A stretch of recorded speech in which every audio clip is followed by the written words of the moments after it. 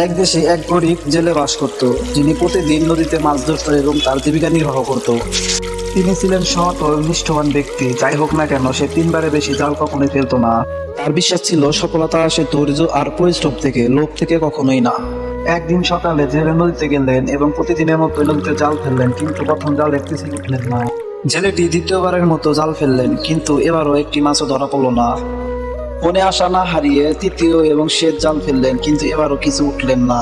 হতাশ হলেও তিনি ভাবলেন, আরেকবার চেষ্টা করব, নিয়ম ভাঙার জন্য না, বিশ্বাস থেকে।